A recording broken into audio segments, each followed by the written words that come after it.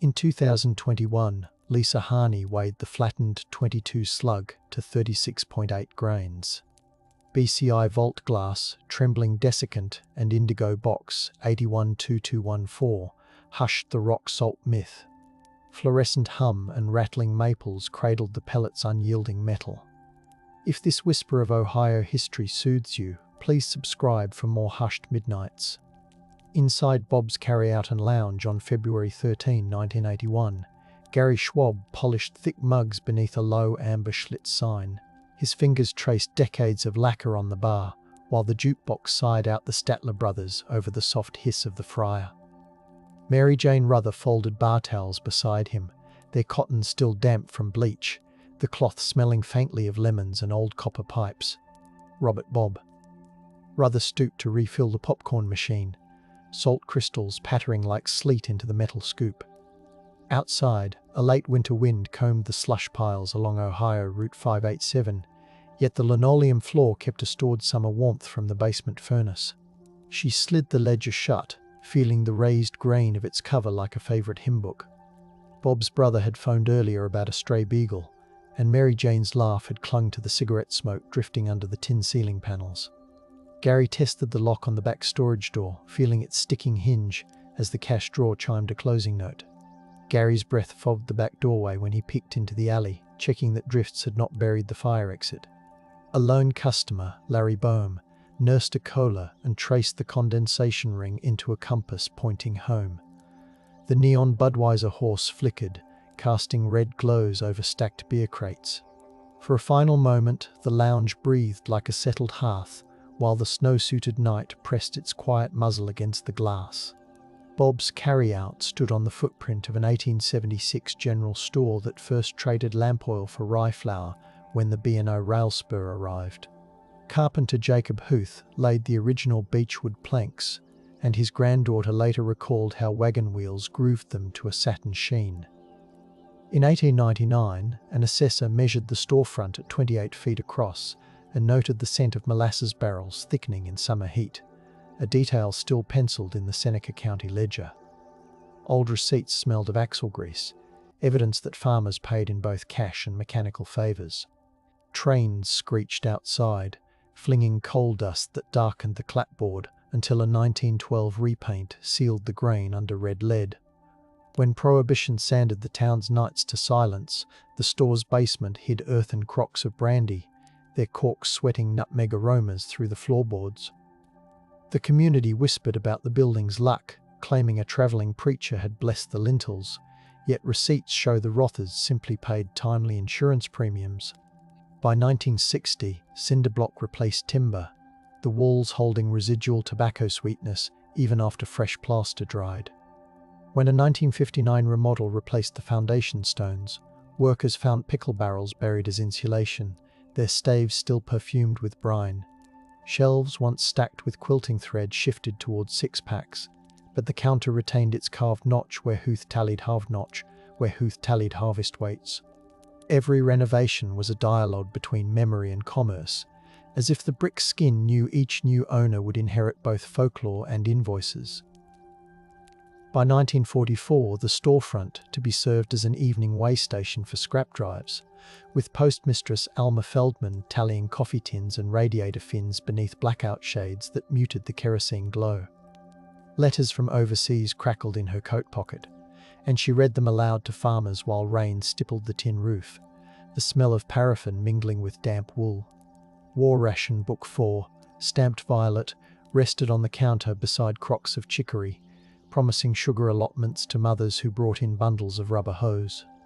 Civil defense sirens moaned once a month, yet the lot stayed hushed, save for the rhythmic tapping of fountain pens recording pounds of copper, lard coupons, and the occasional jar of rosehip jam slipped into the pile for luck. Teen boys on bicycles coasted by with handlebars wrapped in blackout tape, listening for troop train whistles and the lower hum of night flying trainers circling southward. When the harvest moon lifted over the grain elevator, Alma would lock the ledger away, trace her finger across the old beach plank scar, and murmur that the building felt steadier now that sacrifice had seeped into its joints. Dawn brought the smell of cinnamon oatmeal from a nearby boarding house, and exhausted drivers slicked the lot a salute before steering toward the next convoy rendezvous, leaving the ground warm with tire heat and shared resolve. In the 1960s, when Interstate 75 siphoned traffic away, Bob Rother hung a new plywood sign that smelled of sap and enamel. Teenagers in varsity jackets leaned against the storefront, swapping quarters for Great Fago as the jukebox inside clicked between Connie Francis and Hank Thompson. Mary Jane recorded inventory in looping cursive, noting how cases of Stroh's gathered dust while chili spices sold faster whenever lake-effect snow wrapped the windows. Hunters returning from Seneca caverns stomped mud off their boots on the metal grate, the clang echoing into the stockroom where garlic bologna chilled. Teenagers scribbled initials into the picnic tables out back, the splinters catching in mittened thumbs. Bob added a second deadbolt in 1974 after hearing about Toledo robberies, testing its snick with calloused thumbs each closing time. Farmers tasted the fryer oil to judge freshness, claiming the peanuts stayed crisp longer because Mary Jane lined their bins with butcher paper dusted in salt. Bob kept a notebook of favourite regulars, annotating which pies they preferred, a kindness later treasured by families. Local historian Brent Lonsway later described the building as smelling of sweet diesel, because truckers left idling rigs outside while sipping late-night coffee. This coziness built faith that no harm would cross the threshold so long as regulars filled stools and hymns still rose from nearby St. Boniface. February 1981 dragged a brittle cold across Seneca County, with thermometer needles jittering at 9 degrees as dusk fell on the 13th. The National Weather Service log from Toledo recorded wind gusts scraping 21 miles per hour, bringing the scent of granular road salt into Bob's carryout each time the door opened. Salt trucks clattered along Route 587, their amber beacons strobing against the tavern windows like distant lighthouses. Farmhands paused for steaming beef sandwiches while their gloves dried on the radiator, the hiss sounding like subdued applause. Sheriff's Deputy Thomas Weaver cruised past at 10:48 p.m., noting in his patrol log that the neon signs glowed steady and the lot held 2 cars dusted in powdered snow. Mary Jane had swapped jukebox selections to softer ballads so late visitors would linger less, yet the machine's mechanical clack still punctured the hush. Gary methodically rinsed pint glasses in water warmed by a sputtering heater that filled the bar with a metallic tang. Inside, the faint scent of orange cleaner lingered from closing chores, blending with the yeast curl of fresh bread. Larry Boehm told friends he'd stop for a sandwich before heading to tiffin, the words scribbled on a napkin left at his mother's kitchen table. A church bulletin pinned near the register listed Lenten fish fries. Still, no one expected pennants to step through their own doorway. Outside, the town square's nativity scene, stored but not yet hauled away, leaned against the municipal garage like a reminder of quieter seasons. Robert Rother was 63, the smell of cherry pipe tobacco clinging to his wool blazer even after decades of tending bar. Born in 1917, he had apprenticed in Detroit auto plants before returning to New Regal to manage his father's grocery aisles. His ledgers showed tidy sums saved for the nieces he doted on, and his calligraphy spelled each supplier's name with respectful precision. Mary Jane, 56, once stitched vestments for Saint 4. Boniface, leaving gold thread shimmering in the choir loft whenever she unfurled new cloth. She preferred her coffee scalding with just enough sugar to taste like ash caramel. Her sewing machine, a 1950s Singer, rested in the stockroom office, its oil scent mingling with spice jars. Gary Schwab was 24, a Vietnam-era veteran never deployed, whose hands still bore faint calluses from rebuilding carriages in his parents' garage. He tuned the jukebox to Charlie Rich when the workday waned, claiming the crooner's voice matched the bar's amber lights. Gary kept a photograph of his black cat in his billfold, edges creased from repeated unfolding. Larry Boehm, 20, worked day shifts at a tiffin tool and dye shop and carried a harmonica scented with machine oil. He planned to trade overtime pay for a used Pontiac. Each person carried a keen sense of routine, the sort of predictability that lulled friends into believing the bar's locked doors spelled safety. Their mingled habits perfumed the lounge with roasted coffee, fresh starch, dial cleaner, and youth. All day on February 13, deliveries arrived in a quiet rhythm that later served as investigators' clockwork. At 9:15 a.m, the Schmidt baking driver signed the invoice with blue ink and left 4 trays of buns, noting frost feathering the stockroom window. Around noon, Mary Jane phoned the wholesale liquor rep in Findlay, her voice recorded on a microcassette archived in the company's files, requesting 2 cases of black velvet for Monday. Bob balanced bank deposits after lunch, the paper currency smelling of iron and fabric softener from pockets, then drove to Tiffin National Bank where cameras captured his heavy tweed coat at 1:70 am. Gary arrived at 3, whistling through chapped lips, and he fixed a cardboard shim under the cooler that rattled like loose cymbals. A Girl Scout troop stopped by selling cookies around 5, their wool hats shedding snowflakes that melted into sugary beads. Larry spent the evening at his friend Steve's garage, wiping his hands on gasoline-scented rags before aiming toward New Regal after 10:03 p.m. At 8:30 p.m, Bob phoned a wholesaler about a stubborn soda tap, the call logged with a faint smudge where his thumb held the receiver. Snowflakes sifted under the door by 11, sprinkling the rubber mats with icy grit. Mary Jane dialed her sister at 11:17 p.m, telling her the chili was gone and she'd close soon, a call documented by Ohio Bell toll records. Somewhere after midnight, the cash register tape tallied its final sale and jammed, the ribbon twisting like a halted heartbeat. At 1:05 a.m. on February 14, trucker Gerald Plott pulled into the gravel lot expecting fresh coffee, yet the front door stood unlatched. He smelled cold grease and silence, an absence louder than music, and saw lights still burning over the bar's mirrored wall. Plott called out, his voice echoing off the tin ceiling with no answer, then felt a draft slipping from the stockroom. The cash drawer lay open yet held folded singles, their edges unruffled, and the radio behind the bar whispered static. Following the draft, he found all 4 people bound in the storage area, wrists layered with brown electrical cord that bit into skin. 2 bodies slumped against crates of bottled pop, the labels glittering under fluorescent glare, while the other 2 lay on the concrete terrazzo floor near a toppled mop bucket. Plott staggered back onto the packed snow and dialed the sheriff from the payphone, the receiver smelling faintly of disinfectant and copper from his coins. Deputy Weaver arrived within minutes, trading glances with Plott before stepping inside, boots squeaking on linoleum. Weaver's heartbeat thudded in his ears, echoing the slow drip from a nearby defrosting freezer. He noted the faint smell of cordite clinging to the air despite the gaping door. Weaver's report noted the air tasted metallic, as if the heater vents exhaled pennies. He radioed for detectives, requesting the State Bureau of Criminal Identification and the coroner. Snowy air waited outside without judgment, carrying the scent of diesel through the open doorway. Sheriff's investigators sealed the scene by 2002 a.m., stretching yellow tape whose vinyl smell mingled with melting snow near the threshold. BCI agent John Lenhart arrived from Lima pursuing headlights that turned the dark 2-lane into a ribbon of white shards. Inside, he catalogued footprints in talcum-like dust on the stockroom floor, measuring heel widths at 3.5 inches and comparing them to the victim's shoes. Neighbor Charlotte Durnell stepped onto her porch, hearing the sirens slice the night while wood smoke perfumed her scarf. She later described the cruiser lights painting the snowbank cobalt, a hue that haunted her winters afterward. The coroner's thermometer recorded ambient temperature at 55 degrees due to the humming furnace, slowing cooling rates that would complicate the timeline. Officers collected a butter knife lying near the sink, its handle tacky with chili residue but no blood, while the coffee pot still radiated gentle heat.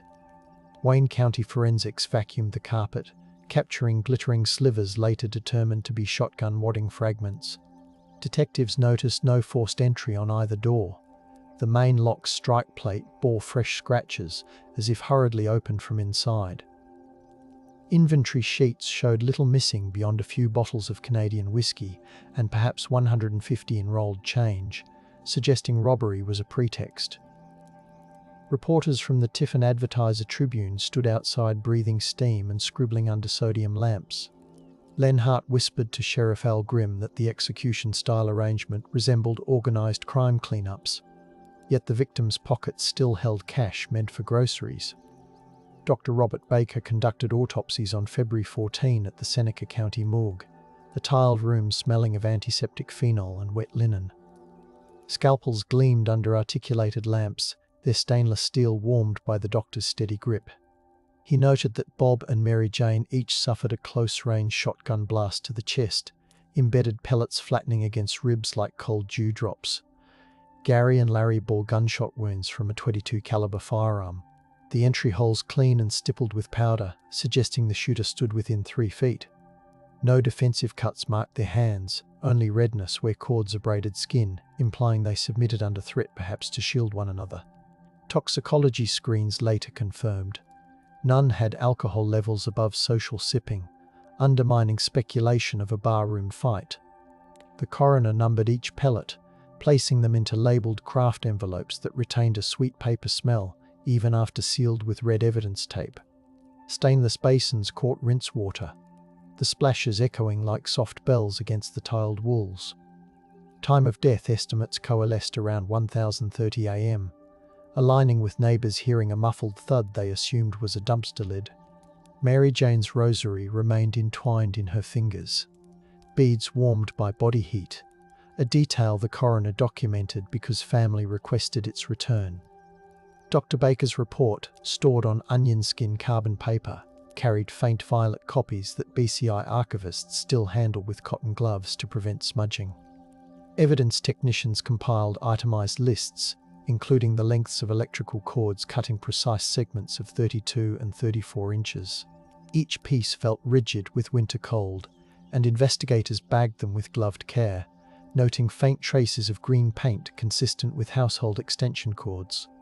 Shotgun wadding bore the brand mark Federal, suggesting 12-gauge shells likely purchased within the local hardware circuit. Receipts from Bob's own shelves showed he stocked only 410 rounds, contradicting the My 410 rounds, contradicting the myth he kept a larger gauge for protection.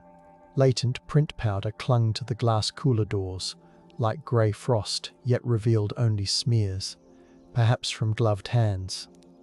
The I-22 shell casings recovered near the mop bucket weighed 37.1 grains apiece when cleaned, matching the lab measurement that years later would reopen debate. Technicians also collected a faint shoe print lifted in gel, the residue smelling of winter salt and machine oil. Investigators also collected cigarette butts from the alley. Ash can, their filters tasting of peppermint when tested for trace additives, a brand favoured by an out-of-town salesman seen earlier that week. Ledger books taken as evidence bore oily fingerprints from decades of handling, but none matched parolees questioned in the following days. The security light outside flickered due to a loose ballast, casting stuttering shadows over the officers as they carried boxes to their cruisers. The Tiffin Advertiser-Tribune headlined the event as the Valentine's Day Massacre, in homage to Chicago law. Yet the article's body conveyed meticulous facts. Reporters described the crisp smell of pine cleaner lingering inside the tavern, and the snow-packed parking lot still showing tire ridges from patrons earlier that evening.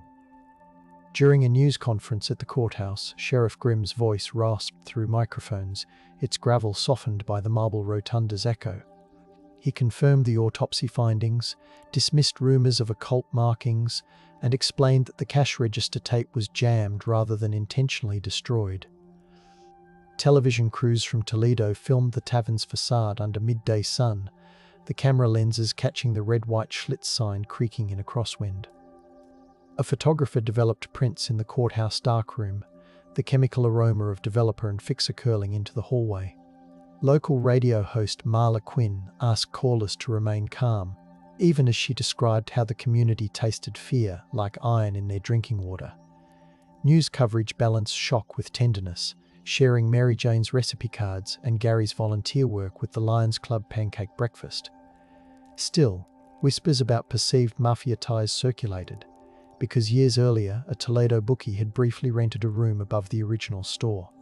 Investigators quietly cross-referenced mafia indices yet found no connective tissue, just the same recurring ache of senseless brutality. On February 16, a town hall convened inside St. Boniface's basement, an arched room smelling of waxed pews and simmering parish soup. Father Joseph Putz opened with a quiet prayer that settled like dust on winter coats, his cadence steady despite his reddened eyes. Sheriff Grimm followed, explaining investigative steps while steam from crockpots blurred the air around the podium. Citizens asked about patrol schedules, whether curfews might help, and how to support the victims' families without intruding. Retired teacher Nora Kessler described Larry's habit of sanding his harmonica case smooth during bingo nights, granting the room a tactile memory. Some residents wanted to form an informal watch, yet others feared provoking whoever committed the killings, a tension that tasted of stale coffee and patience. Children coloured sympathy cards at a corner table, crayons clicking softly while parents hushed them with gentle pats. Insurance agents advised business owners to review coverage, their pamphlets rustling like dried leaves. The meeting resolved into a rotation of meal deliveries for grieving relatives, and the basement gradually emptied, chairs scraping softly over linoleum squares. Outside, car doors thumped closed while snowflakes fluttered past the streetlight with moth-like insistence. Silence held the steeple, as if the bell might toll for answers, then released the gathering back into the cold night. Tips streamed into the sheriff's office throughout February, the lobby perfumed by wet wool coats and photocopier toner. One caller claimed to have seen a tan Buick idling near the tavern around midnight, its exhaust plumes glowing under the sodium lamp. Detectives jotted the license digits on paper that later smudged in their files. In the evidence room, cassette tapes clicked as interviews rewound, the magnetic tape releasing a faint plastic tang. Another insisted the murders mirrored a 1978 Michigan spree, yet the ballistic signatures offered no match. Agents interviewed parolees in Marion and Mansfield, sliding crime scene photos across metal tables that smelled of disinfectant and stale cigarettes.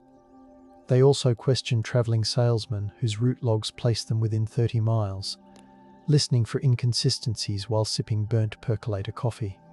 Gary's friends recalled a man with a raspy laugh playing pool earlier that week, but their memories dissolved into the clatter of cue balls and jukebox chords.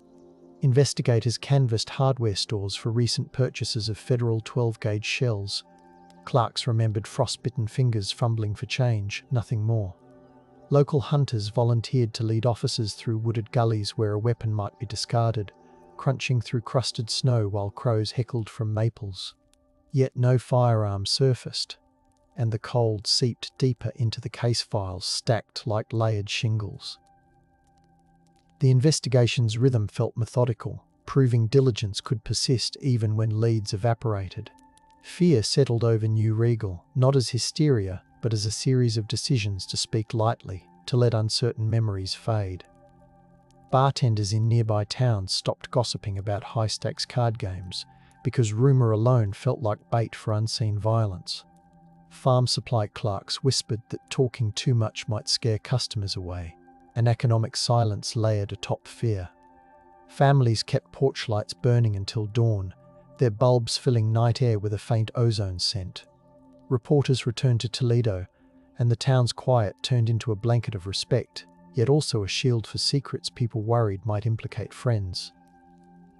A truck mechanic told investigators he had repaired a stranger's Chevy the week before, but later recanted, perhaps wary of retaliation or of being wrong. Church bulletins printed the victims' names each Sunday through Lent, candle wax dripping onto the pages like slow tears. Farmers remarked that coyotes howled more boldly after the killings, their voices carrying across frozen fields, and some neighbours refused to mention the bar at all. This collective hush was not imposed by authorities. It arose from a desire to keep grief from spiralling into vigilantism. The result, however, was a dampening of potential leads, a suppression born from protective love. People inhaled the scent of wood smoke and made promises to wait, to heal, to remember quietly. In early 1982, BCI analysts revisited the evidence, unsealing envelopes that released whispers of paper fibre into the lab's filtered air. The reopened envelopes emitted a stale breath of fryer smoke trapped for decades, startling the analysts with its persistence. They compared the 22 ballistics to national databases via teletype, the machine's clattering rhythm echoing through the sterile room. No match surfaced, yet the process left carbon copies folded into case files like thin, crinkled snow. Investigators also re-examined the electrical cords, tracing their manufacturer to an Ohio company that sold through hardware chains across the Midwest, offering little specificity. The cord's copper strands glinted under magnification, each hair-like filament reflecting the lab lights. Agents re-interviewed acquaintances of a Toledo drifter rumored to carry both weapons, but this lead dissolved when employment records showed him in Kentucky that week. A psychic from Cleveland mailed a letter perfumed with lavender oil, claiming the murderer wore a ring engraved with a hawk. Detectives filed it politely without comment. Meanwhile, the bar's new owners repainted the cinder-block walls, sealing in the lingering smell of fryer grease while leaving the stockroom locked, out of reverence and unease. Suppression took bureaucratic form when budget cuts limited overtime, forcing investigators to stack notes for later review. By 1983, Seneca County commissioners documented the investigation costs at $72,400, a figure scribbled on ledger paper scented faintly of carbon ink. Deputies logged overtime hours by hand, their pens scratching like insects across ledger columns. Grants funded additional forensic photography, so technicians reshot the crime scene evidence using Kodachrome slides that rendered bloodstains in deep russet. The slides clicked into carousel projectors during weekly briefings, casting the bar's narrow hallway onto walls while detectives sipped vending machine cocoa. Prosecutors considered convening a grand jury, but lacked witnesses willing to testify beyond rumor, a hesitation born of both fear and exhaustion. Meanwhile, Mary Jane's sister curated a scrapbook of sympathy cards, their edges brushed with pressed violets that smelled of earth even after drying. Family members visited the bar's shuttered doorway on anniversaries, leaving chrysanthemums that rustled in the wind like tissue paper. Some locals suggested the town should raze the building, yet others argued for preservation, believing history, even the painful kind, deserved a physical anchor. The debate reflected a balancing act between wanting closure and refusing to erase the stage on which the tragedy occurred. Businesses around the square experienced a quiet downturn, the absence of evening laughter noticeable as a hollow in the soundscape. The case persisted in files and in heartbeats, still awaiting a decisive thread. In 1984, Seneca County welcomed a new sheriff, Charles D. Ely, who inherited binders thick with transcripts and Polaroids that crackled when flipped. He ordered an audit of evidence storage, ensuring each bag retained its chain of custody signatures and remained unsullied by time. Ely's deputies practiced room entry drills in the armory, boots thudding over concrete, the air thick with gun oil and determination. State labs had begun experimenting with trace metal detection swabs, so technicians tested the victim's hands for firearm residue, though results remained inconclusive due to the shotgun's overwhelming spray. Ely met with the Rother and Boehm families in a courthouse conference room smelling of lemon polish, promising persistence without false hope. Insurance companies settled claims for the destroyed business, yet a clause about criminal acts required painstaking documentation of losses, prolonging paperwork like a second morning. Meanwhile, a travelling carnival set up near Fostoria, and townspeople noted how its calliope music felt jarring against their tempered evenings. Investigators circled back to the tan Buick sighting, canvassing auto shops for similar vehicles needing repair after the cold night. Mechanics recalled frozen carburetors and cracked hoses, but no suspicious replacements. Rain beaded on the courthouse windows, whispering patient syllables against the glass, while deputies listened and let the files breathe. Long before electricity hummed through the bar, the land hosted Wyandotte hunters who carved trails still echoed in 19th century survey notes. An 1821 land patent recorded the soil as rich loam streaked with clay, ideal for corn that would later fund the town's modest prosperity. Wind carried the scent of wild mint along Honey Creek, a fragrance early settlers recorded with grateful surprise. Early settler diaries mention night fires along Honey Creek, sparks leaping like spirits yet simply signaling late harvest vigils. When the Ohio Canal project bypassed the area, New Regal compensated by polishing its hospitality, offering clean beds and steaming stews to travelers jolted by plank roads. The general store that preceded Bob's carried scented soap from Cincinnati, its lavender fragrance lingering in the ledger margins now stored at the Seneca County Museum. These archival traces reveal Discovery's first chapter. People recognized the land's capacity to host warmth against winter's bite.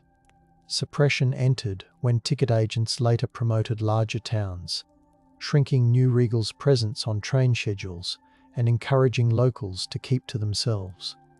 Rediscovery bloomed in the 1960s when vintage postcards celebrated the village's German Catholic festivals, their glossy ink proclaiming a pride that reawakened after decades of quiet.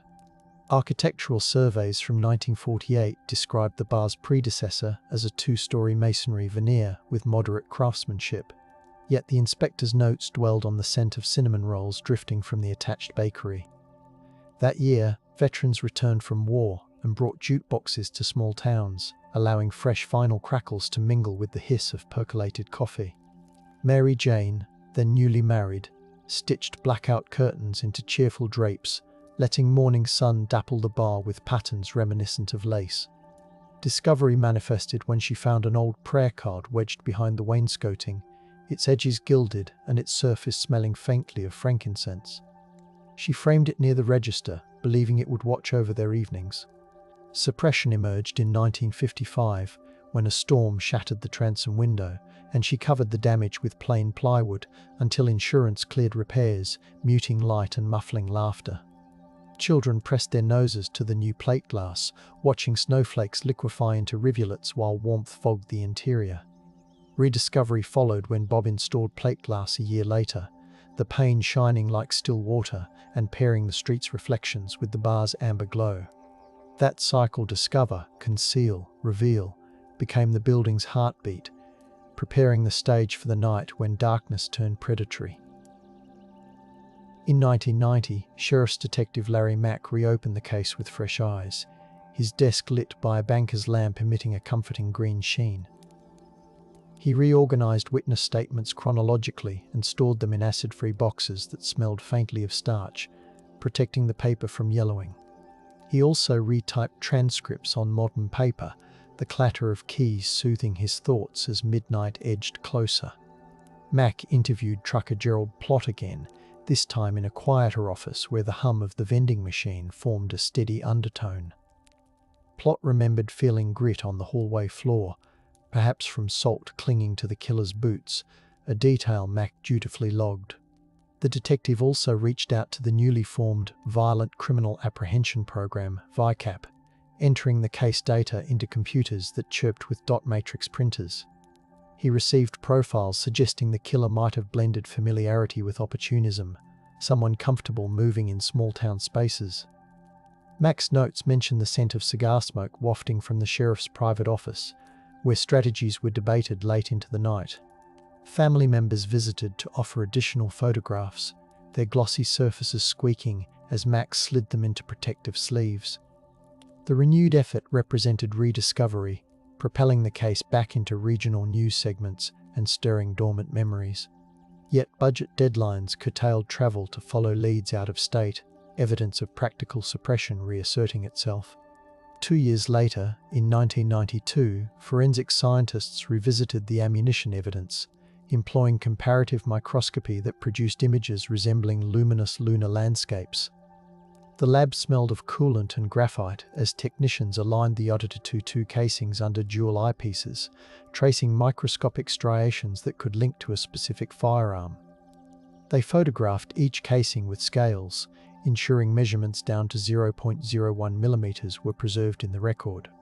Meanwhile, detectives drove to Detroit to interview former associates of a suspect rumored to have fled there, the city's diesel tang seeping into their wool coats. On the drive back, detectives ate diner pie slick with strawberry glaze, the sweetness grounding them after fruitless interviews. Their motel notes reveal the walls vibrated with jazz from a nearby lounge, a sensory detail that underscored their distance from rural quiet. The interviews faltered, alibis checked out, and the suspects' fingerprints failed to match latent lifts from the crime scene.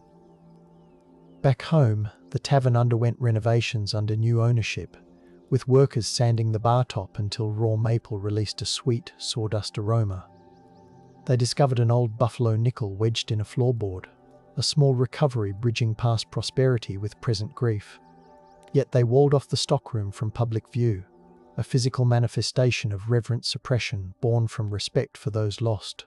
In 1994, an anonymous letter arrived at the sheriff's office, the envelope smudged with what appeared to be fireplace soot. Inside, block-printed sentences accused a long-haul driver of confessing during a drunken stopover in Indiana, promising more details if authorities read the clue between rail timetables. Detectives pursued the lead, examining station logs and interviewing rail employees whose hands smelled of grease and steel filings. The alleged confession evaporated under scrutiny. No witness corroborated the story, and the supposed driver had died 2 years prior. Still, the letter's texture rough paper, slightly perfumed with stale smoke, lingers in the file as a reminder of community desperation. A volunteer choir sang softly near the memorial booth, their harmonies weaving through the crisp air like scarf tassels. Investigators used the opportunity to revisit neighboring counties, asking if similar crimes occurred, and found none. During that year's Heritage Festival, a memorial booth displayed the victims' photos beside candles flickering with beeswax scent, reminding visitors that the case remained open. Volunteers collected oral histories, capturing stories about the bar's camaraderie, the taste of its chili, the way Mary Jane hummed hymns while slicing lemons. The festival's brass band played softly, notes floating over cornstalks and carnival rides. Lanterns swayed above the square, murmuring with the wind and promising that light could persist. In 1999, Ohio's legislature expanded DNA collection laws, prompting BCI to re-inventory cold cases for biological traces once deemed unusable. Analysts reopened the new Regal boxes inside a temperature-controlled lab that smelled faintly of ethanol and photocopier ozone. Swabs taken from the shotgun wadding produced limited cellular material, yet improved extraction methods coaxed faint profiles, though not enough for definitive matches. Scientists archived leftover extracts in microtubes labeled with tiny barcodes, the freezer's frost biting their fingertips through latex. Technicians described the sensation of lifting evidence tape softened by age, its adhesive tugging like dried sap from envelopes. Detectives cross-checked the partial profiles against the combined DNA index system, newly available to county agencies, but the system returned no hits. Still, the effort marked discovery of future possibilities, as the case now held genetic breadcrumbs. The sheriff's office launched community outreach, inviting residents to submit tips via prepaid postcards printed on textured cardstock smelling of printer's ink. Some responses recounted dreams of the victims requesting patience. Others described suspicious strangers remembered only by the squeak of leather jackets. The accumulation of hopes and facts filled file cabinets whose drawers clanged like church bells whenever opened. Each incremental advance suggested the case would not simply fade into folklore, but remain anchored in evolving science. By 2001, technological optimism surged, and investigators collaborated with psychologists to construct behavioral profiles grounded in routine rather than sensationalism. Meetings took place in conference rooms bathed in fluorescent light, the air tinged with brewed tea and new binders. The profile suggested the killer likely wore winter gloves, explaining the absence of clear fingerprints yet leaving minute fiber traces that unfortunately had degraded. Detectives revisited the electrical cords, tracking retail batches through manufacturing lot numbers. They learned one spool sold in Fostoria days before the crime, though cash sales left no customer names. Retail clerks remembered the cord's rubbery scent, but not the buyer's face. They also consulted meteorological records to understand how the cold might have altered scent trails, even though crime dogs were never deployed. At community forums, residents discussed how grief had altered their sense of night sounds, owls no longer soothing but startling. Survivors' relatives described the way grief tasted like oversteeped coffee, and how they folded that bitterness into perseverance. The case remained both personal and public, blending the sterile glow of evidence labs with the hearth warmth of shared memories. Investigators knew each retelling risked myth-making, so they grounded discussions in documented timestamps, signed statements, and the measured lengths of cord. In 2002, the Ohio Attorney General's office assigned veteran investigator Philip Recker to review the case, bringing fresh handwriting analysis expertise. Recker laid suspect signatures side by side under magnification, the ink lines revealing tremors, hesitations, and loops scented faintly of the archive's musty boxes. He interviewed former employees of the tavern, asking about backdoor habits, the squeak of hinges, the tick of the kitchen clock, details that might spotlight who felt comfortable moving unseen. One witness recalled hearing a muffled pop that night while holding a cup of cocoa near the window. Her description of the cocoa's nutmeg fragrance anchored the memory. He noted a faint squeak when the laser measured the doorframe, indicating a warp that could have nudged it ajar during the attack. Recker also traced the Canadian whiskey distribution chain, verifying that only 2 local establishments stocked the missing brand, yet both accounted for inventory. He concluded the theft served merely to stage a robbery narrative. The bar's new proprietors allowed investigators to map the building with laser rangefinders, their red beams flickering over walls still imbued with faint scents of aged beer. The resulting diagrams resembled a blueprint of absence, capturing angles and distances that would feed future reconstructions. In 2006, genealogist Dr. Elaine Huber volunteered to assist, intrigued by the convergence of family law and unresolved violence. She cross-referenced census records with bar patron lists, seeking patterns in surnames that frequently appeared during winter months. Her office smelled of archival paste and pencil shavings as she traced family trees branching through Seneca, Hancock, and Wyandotte counties. Huber noted that several patrons shared distant kinship, weaving a community tapestry tight with obligations. Huber traced baptismal records scented faintly of incense, their vellum pages ruffling whenever courthouse vents kicked on. She theorized the killer might have exploited this closeness, entering through trust rather than force. Her research unearthed an 1887 diary entry describing a night watch tradition where villagers took turns guarding storehouses during harvest. The practice had faded, leaving nights unguarded beyond faith in locks. Huber presented her findings at a historical society meeting lit by tapers and warmed by cinnamon cider. While the genealogy didn't name a suspect, it reaffirmed that the bar stood at the nexus of generational bonds. Investigators adopted her insights, considering not only outsiders but insiders who could navigate kin expectations. In 2008, a memorial mural was painted on a neighbouring wall, the artists mixing pigments outdoors despite crisp March winds that reddened their cheeks. They depicted 4 lanterns floating above a silhouette of the tavern, each flame brushed with gold leaf that glimmered under street lamps. Children pressed gloved hands against the wall, leaving fog halos that dissipated slowly like whispers. The mural's protective sealant smelled of citrus solvent, and viewers reported feeling warmth radiating from the brick despite the cold. During its dedication, chimes fashioned from empty bottles tinkled, the glass catching echoes of the names read aloud. Investigators set up a booth nearby displaying 3D renderings of the crime scene generated on newly acquired software, inviting citizens to walk through digitally. The renderings recreated the hum of the refrigerator, the glint of the neon clock, even the faint drip from a mop wringer. People who had avoided the topic for decades found themselves speaking in hushed voices, sharing recollections about who habitually sat where. Some visitors tasted tears, salty and unexpected, as they touched the painted lanterns. Evening shadows stretched while the mural cured, promising to guard memory with colour. Briars rustled, breath slowed, and the mural's glow lingered in the cooling twilight, holding space for whispered vows. In 2011, Attorney General Mike DeWine announced a statewide cold case initiative, and the new Regal murders occupied a prominent file on the intake table.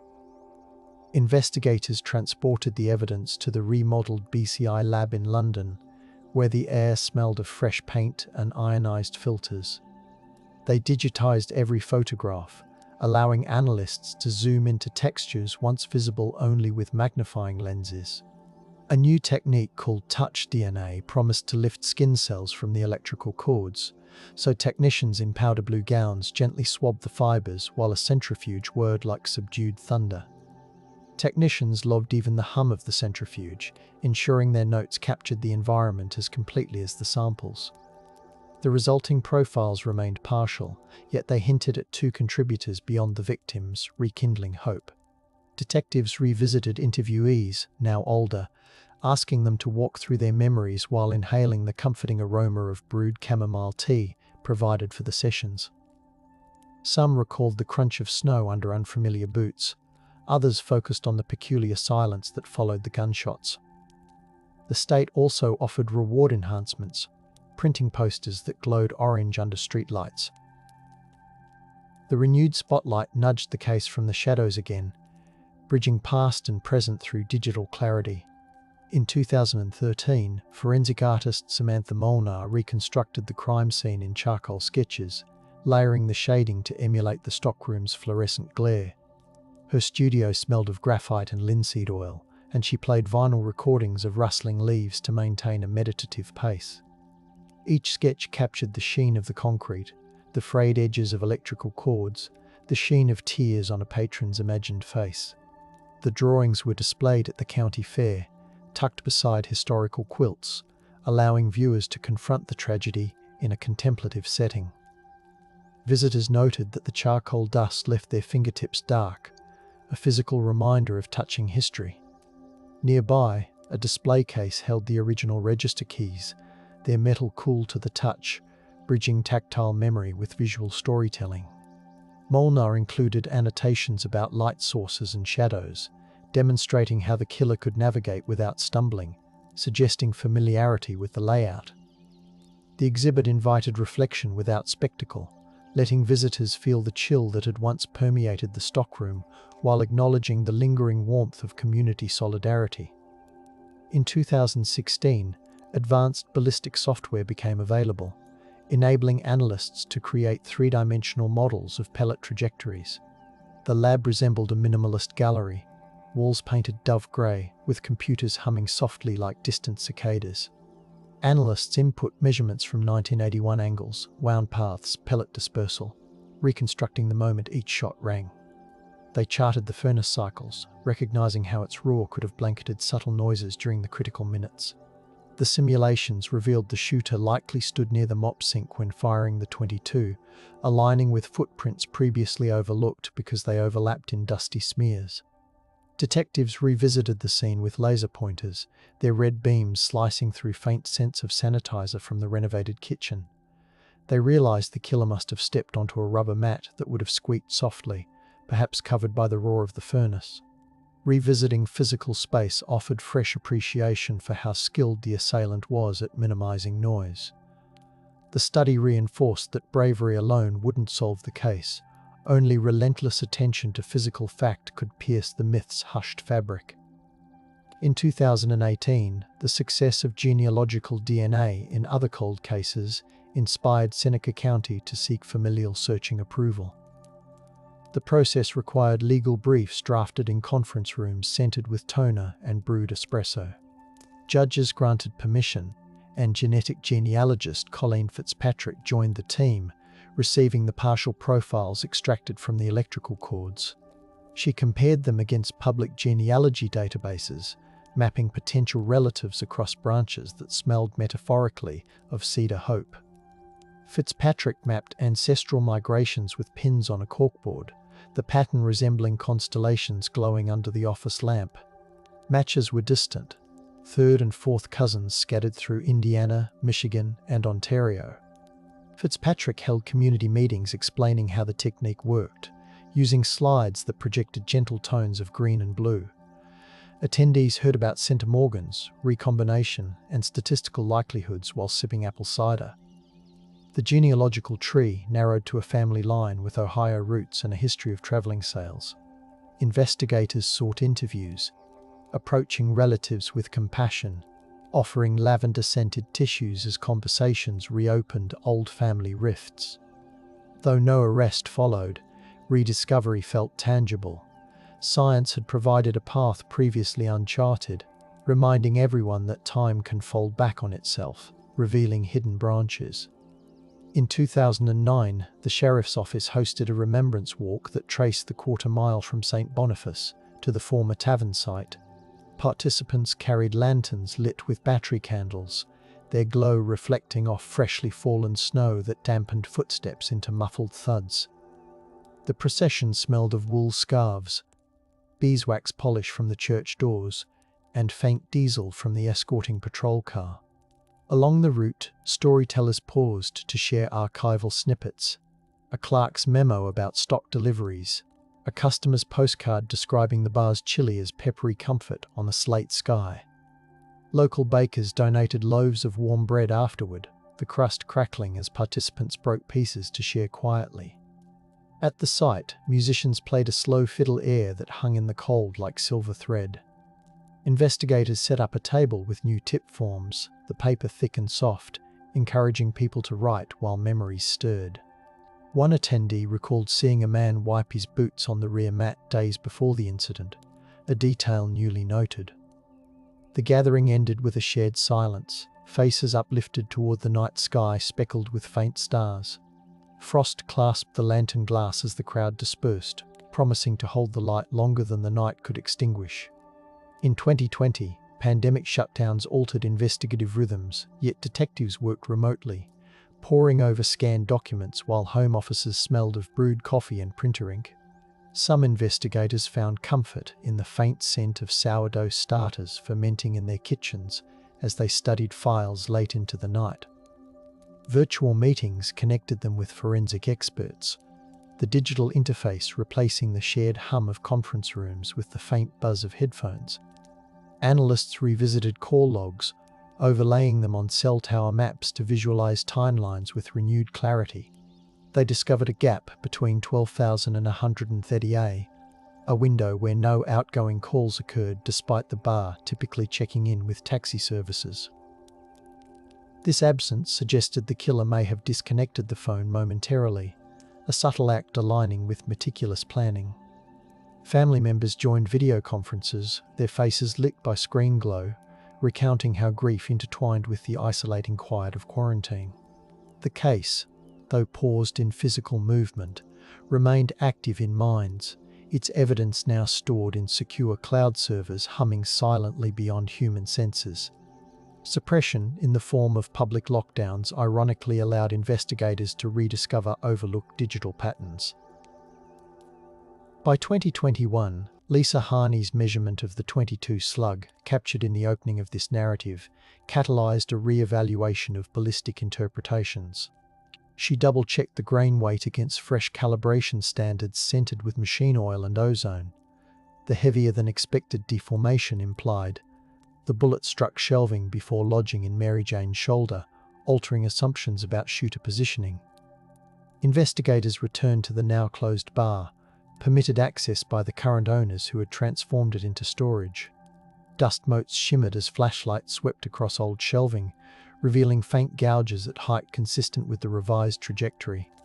Harney inhaled the smell of aged cardboard and concluded the killer likely aimed hastily, contradicting theories of cold precision. Yet the choice to bind victims first still reflected chilling control. Harney pinned a photocopy of the revised trajectory beside the original, the two diagrams whispering of progress when aligned. The team compiled their findings into a report printed on thick ivory paper, its texture reminiscent of archival documents from 1880. They shared results with families, whose tears mingled with lavender sachets. Mary Jane's sister carried as comfort. The measurement, a small number etched into evidence logs, rebalanced narrative against myth. It reminded everyone that data quiet, persistent, could erode even the most dramatic legends whispered over decades. In 2022, advancements in footwear impression analysis emerged, allowing technicians to revisit the partial prints preserved in plaster casts since 1981. The lab smelled of damp gypsum as the casts were moistened and scanned with structured light. Software generated high-resolution models showing a herringbone tread pattern likely from a work boot popular in Midwestern hardware stores during the late 1970s. The cedar chest lid creaked like an old hymn book, releasing a puff of dust that glittered in flashlight beams. Investigators matched the pattern to purchase records from a Fostoria farm supply, narrowing the list of potential buyers by cross-referencing loyalty stamp books smelling of glue and dust. One name overlapped with the family line identified through genealogical DNA, intensifying scrutiny. Detectives scheduled interviews, bringing along coffee in thermoses and stacks of old photographs. The suspect's relatives described a man who favoured peppermint cigarettes, echoing the ashcan evidence from 1981. Though he had passed away, his belongings kept in a cedar chest offered possible trace evidence. The chest emitted a blend of cedar, leather and nostalgia as it opened, revealing a worn coat with fibre patterns similar to those recovered from the scene. Samples were collected, packaged and logged with fresh signatures, ensuring the chain of custody remained unbroken even after 4 decades. In 2023, the cedar chest fibres underwent analysis with Raman spectroscopy, a technique that translated light into spectral fingerprints. The lab lights dimmed as lasers traced the fibres, their glow reflecting off stainless steel countertops. Results showed a unique blend of cotton and acrylic, consistent with a limited-run jacket sold through a Toledo catalogue in 1980. Investigators contacted surviving catalogue employees, who described the jacket's texture as slick like rain, slicker yet lined with fleece. One recalled the smell of the warehouse where the jackets were stored, motor oil mingled with cardboard and peppermint from seasonal candy. The catalogue's order forms, preserved on microfilm, yielded mailing addresses, including one leading to a farmhouse outside Fostoria now owned by distant cousins. Excavation of the farmhouse's shed revealed rusted nails, an old shotgun cleaning kit, and a partial box of federal 12-gauge shells. Detectives felt a chill when the shells clinked in evidence trays, the metallic ring echoing across decades. The shells' lot numbers matched those sold in the region weeks before the murders. Each discovery layered fact upon fact, the vibrations of truth humming through machines older than some investigators now on the case. In 2024, Seneca County announced that evidence would be presented to a grand jury once additional DNA analysis concluded, a cautious yet hopeful disclosure. Prosecutor Derek Devine spoke in the courthouse atrium, the air carrying aromas of polished marble and spring rain tracked in on jurors' shoes. A light rain tapped the atrium skylight during the announcement, the rhythm steadying anxious hearts. He emphasized that patience remained essential, that the measured approach honored both victims and the integrity of the process. Families sat nearby, fingers entwined, listening to the gentle echo of their own breathing beneath the atrium's dome. Investigators continued rechecking files, letting the soft scratch of pen on paper anchor them to deliberate method.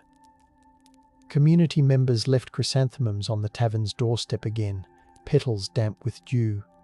News outlets covered the announcement with subdued tones, narrating years of persistence rather than sensationalism. Evening settled over New Regal as porch lights flickered on in quiet solidarity. Cicadas murmured, rain perfumed the sidewalks, and the courthouse clock exhaled solemn chimes into the mist-washed night. The legend of the night siege once painted the killer as a vengeful drifter wielding rock salt, sparing lives while delivering a warning. That myth smelled of campfire smoke and adrenaline, passed between teenagers on summer nights when cornfields rustled. Facts, however, settled like archival dust, steady and inescapable. Each measured cord length, every pellet weight, each notarized statement replaced embellished whispers with tactile truth. The Wade slug became a kind of prayer bead, invoked whenever conversations risked drifting toward theatrics. The community learned to let the myth coexist only as a reminder of how fear seeks dramatic costume. Reflection became an act of gentle excavation, uncovering the ordinary humanity of those lost, the humming friars, the soft laughter over card games. In quiet conversations at the Historical Society, volunteers compared the myth to the documented evidence, tracing how stories mutate when official silence, born of respect and investigation, leaves room for imagination. They reframed the legend, seeing not supernatural siege but a targeted crime anchored in human choices. The air in those meetings held the scent of archival paper and cinnamon cookies, comfort layering over hard edges. Myth no longer dominated. Measurement did, steady as the courthouse clock. Archaeologists from Heidelberg University conducted a small dig in 2024 behind the tavern site, hoping to uncover remnants from the 19th century general store. The soil smelled of damp clay and decomposed leaves as they trailed carefully, listening to cicadas drone. They unearthed shards of cobalt stoneware, iron nails, and a clay marble, items that once cluttered the pockets of children who lingered after errands. Among the finds lay a corroded door hinge, perhaps from the earliest incarnation of the building. The hinge's weight echoed the metaphorical hinges upon which the town's history swung, moments when discovery opened possibilities, when suppression closed doors, when rediscovery nudged them ajar again. Archaeologists recorded each find with total stations, their laser chirps harmonizing with distant church bells. Community volunteers rinsed artifacts in buckets, the water turning silty brown, smelling faintly of mineral springs. Children visiting the dig wrinkled their noses at the earthy scent, yet they leaned in, eyes reflecting curiosity and empathy.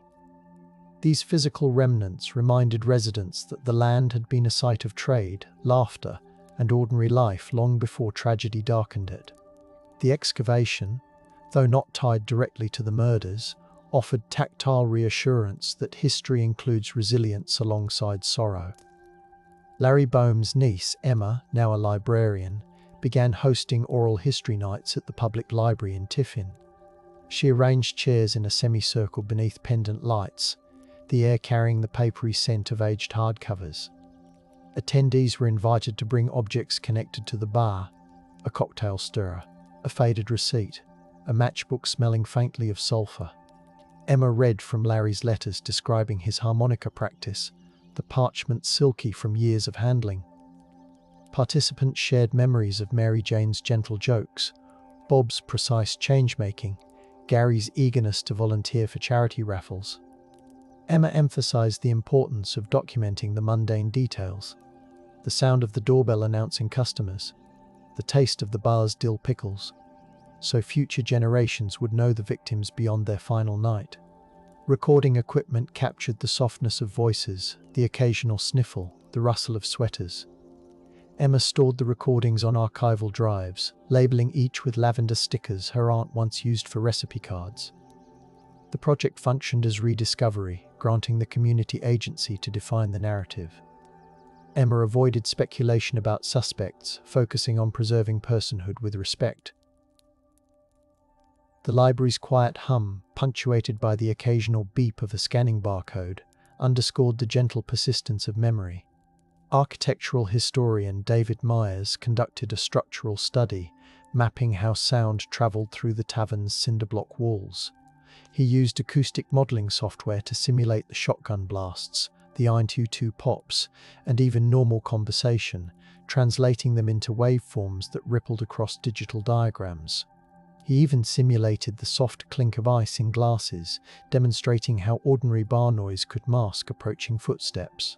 The models revealed that the stockroom absorbed sound more than expected, meaning nearby residents might genuinely have missed the violence despite being awake. Myers presented his findings in a lecture hall smelling of dry erase markers and coffee. He explained how the ceiling tiles, installed in 1978, contained fiberglass insulation that muffled high frequencies. This data countered rumors that the town ignored obvious cries for help, easing a burden carried by some neighbors for decades. He paired the science with empathy, describing how architecture can inadvertently shield both comfort and crime. The presentation concluded with a live demonstration, a soft chime rung near the stage, barely audible at the back row, proving the building's design played a role in the night's perceived silence.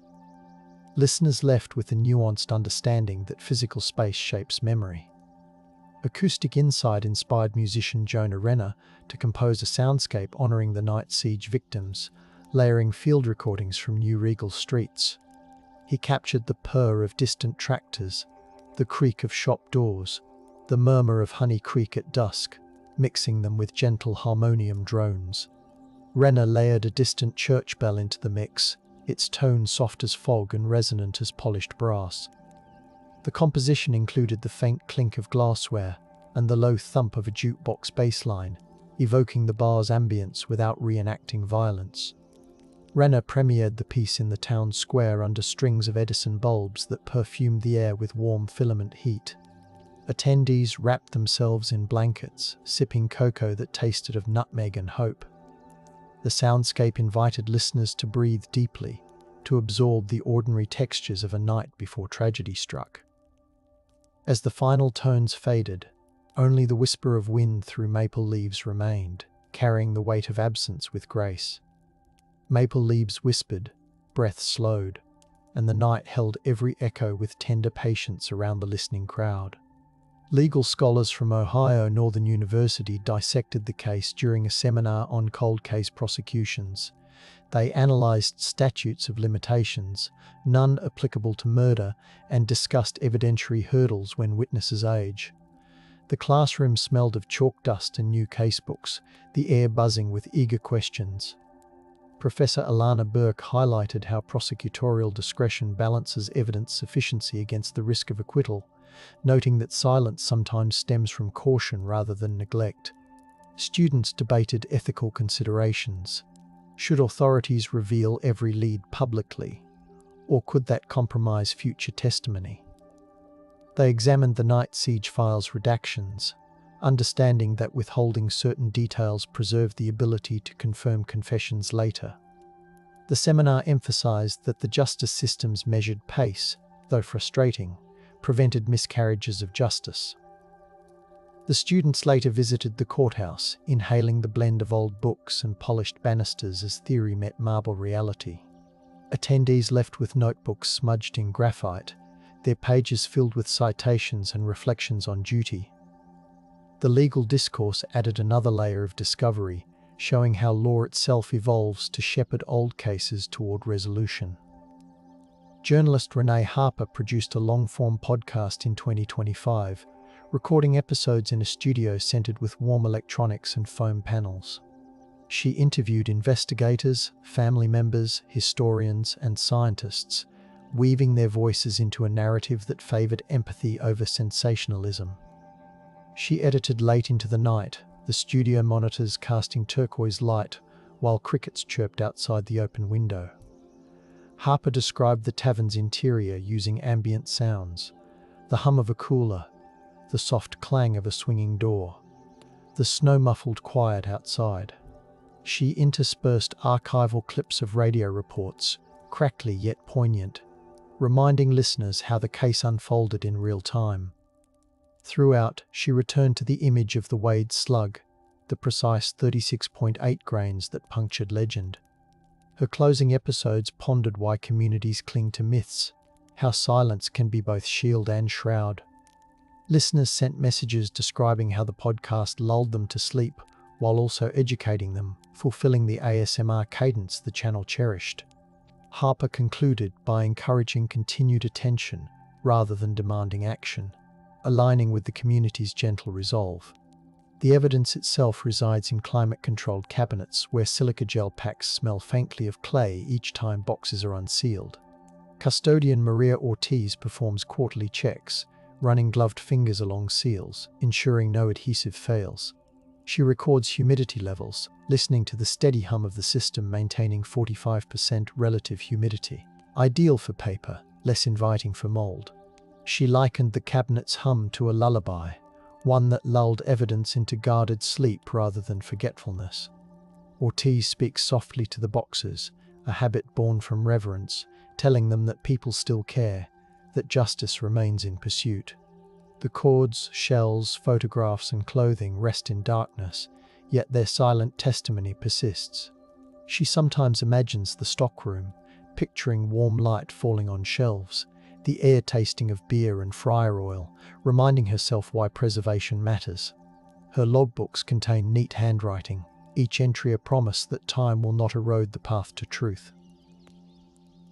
The night siege of 1981 remains an unfinished chord, resonating through courthouse halls, family kitchens, and the quiet corners of archives. Measurement has pared away myth, yet an unanswered question still glows like the bar's neon clock captured in police photographs. Neighbours sometimes pause during evening walks, pressing gloved palms against the brick as if listening for the building's heartbeat. The killer's name hovers just beyond certainty, perhaps already whispered by those who fear reopening old wounds, perhaps waiting within DNA that has yet to bloom into a match. In the evenings, when snow falls thick over Seneca County, the former tavern's bricks hold the day's warmth, exhaling faint scents of dust, cedar, and memories too human to forget. Lantern murals, soundscapes, oral histories, and forensic ledgers all form a vigil that neither shouts nor sleeps. The community continues to listen to the hum of refrigerators, to the rustle of records, to the silence that respects grief while inviting truth. Somewhere between the 36.8 grain slug and the peppermint-tinted cigarette filter lies the final fragment needed to complete the story. Until it surfaces, the town breathes with patience, letting the mystery stay open enough to honor both absence